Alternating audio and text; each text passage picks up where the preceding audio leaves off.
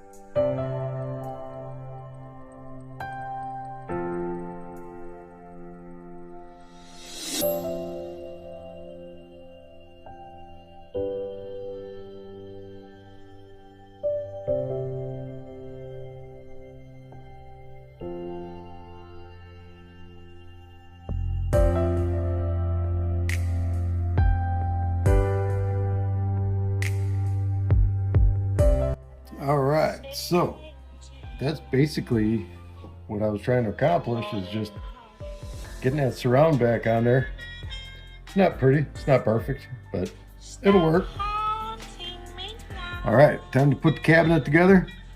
Let them dry overnight.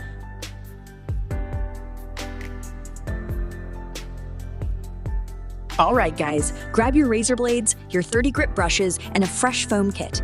Today we're talking about why the Optimus Pro LX5 is such a cool little beast, and why that 5-inch woofer in your hands is way smarter than it looks. This speaker came out right in the middle of the 90s, when RadioShack decided to swing for the fences instead of just selling batteries.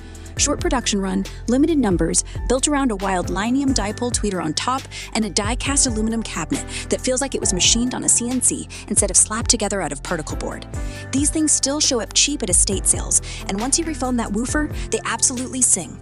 Let's zero in on the star of today's refoam party, that 5-inch polypropylene woofer. First thing everybody asks, why foam surrounds and not rubber? Simple. This is a tiny bass reflex box that has to move a shocking amount of air to hit the low notes. Rubber is heavier and stiffer. It's like putting drag radials on a lightweight sports car. Yeah, they'll hook up great, but you just killed the quick revs and the mid-range snap. Foam is the high-performance street tire. Super compliant, almost zero added mass, lets the cone swing big and fast without choking the life out of guitars and vocals. Downside? Foam rots after 25-30 years. Upside? A $10 refoam kit and you're back to factory spec, or better. Now, the cabinet is a bass reflex design, which means it's basically a Helmholtz resonator. Think of it like a glass Coke bottle. Blow across the top and you get that low note. The rear wave from the woofer comes out the ports and adds to the front wave instead of canceling it. Here's the trick most people miss. Dual ports of different lengths, one short, one long. A single port gives you one big peak and a lot of chuffing act, like a V8 with only one exhaust pipe that drones at 2,500 RPM. Two different lengths spread the tuning, smooth the curve, kill the drone, and give you tighter, cleaner bass that doesn't boom in one spot and disappear in another. Genius little detail. That little dome in the center of the cone, not just a dust cap, it's a phase plug. In a vented box, the air is swirling like crazy behind the cone. The phase plug makes the path length from every part of the cone to your ear more equal, so you don't get those nasty comb filter dips that make cymbals sound like a cheap AM radio. The aluminum cabinet, rigid as a cylinder block. No flex, no resonance, no coloration. The drivers do exactly what they're told instead of fighting a floppy box. And check the baffle around the woofer. It's flared, not a sharp 90-degree cutout. That flare acts like a baby horn, reduces edge diffraction, smooths the mids, and squeezes out an extra dB or two of efficiency without making the speaker beam like a flashlight. So when you're scraping off that old crumbled foam today, you're not just fixing a speaker, you're bringing back a clever, over-engineered gem from a time when RadioShack actually tried. New foam, centered voice coil, a little shimming love, and these little LX5s will still embarrass a lot of modern plastic Bluetooth boxes that cost twice as much. Fire up the glue, keep the shims handy, and let's get these woofers moving air again the way they were born to. Drop your before and after clips below. I read every comment. Now let's go save another pair.